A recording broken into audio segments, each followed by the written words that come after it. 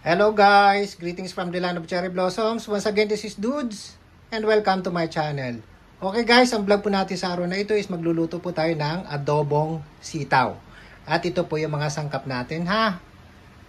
Pero bago ang lahat, gusto ko munang pasalamatan ng aking mga subscribers. Maraming salamat po sa inyong lahat. Sana ay dumami pa kayo. O tara na, magluto na tayo. Let's go!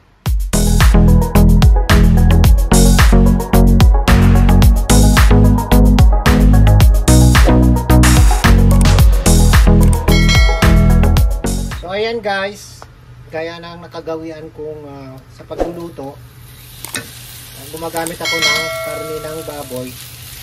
Naano ko talaga yung pinapalabas ko talaga yung mantika niya. Gigisa natin sa sarili niya mantika. Hindi na tayo gagamit ng cooking oil ha. So ayan, palalabasin natin yung mantika niya. Okay? So ito guys no, lumabas na yung mantika niya. Igisa na natin yung bawang no.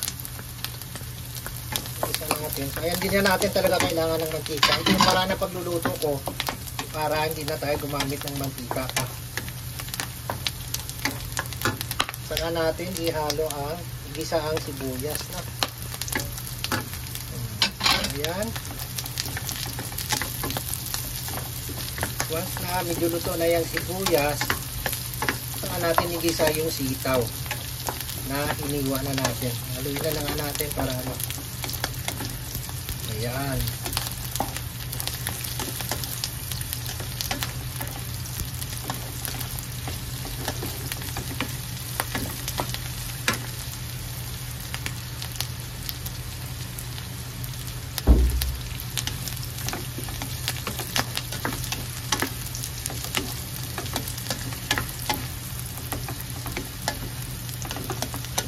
Diba? Hindi na kailangan ng mantika.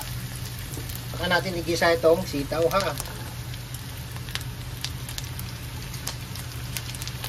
Ayan. So, dandahanin lang natin baka matapon. Pero kering-keri na ni Lolo Dot yan. Ayan. Ito yung paborito kong mga pagkain na namimiss ko dito sa Japan dahil bihira nang naming matitikman to dito. No? Kasi seasonal lang dito ang sitaw. Ayan, mga adobong kangkong, ayan, mga gusto ko yan. Kaya pag merong ganito talaga, napapabili ka talaga. So ayan, nagisa na natin ng maayos ang sitaw. Lagyan na natin ng toyo. So ako guys ha, ulitin ko, tinatansya ko na yung dami ng toyo. Saka natin lagyan ng suka mamaya. Ayan, iluto na natin ng konti sa toyo. Saka natin lagyan ng suka ha.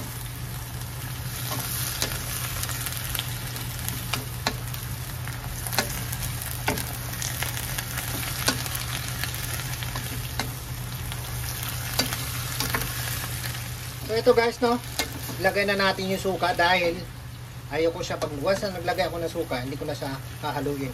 Kaya ako maluto yung suka. So ayan, ay.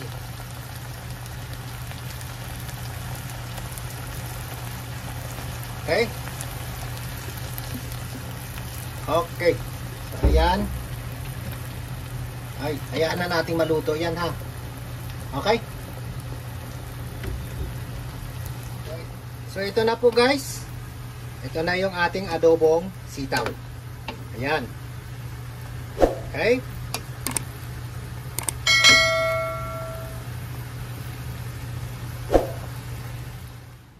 So ito na po yung adobo nating sitaw guys. Kung nagustuhan po ninyo, sana huwag natin kalimutang mag-like, mag-comment at higit sa lahat mag-subscribe. At huwag natin kalimutang pindutin ang notification bell para magiging updated kayo sa sunod ko pa mga vlogs. Maraming salamat po. Domo arigatou gozaimashita.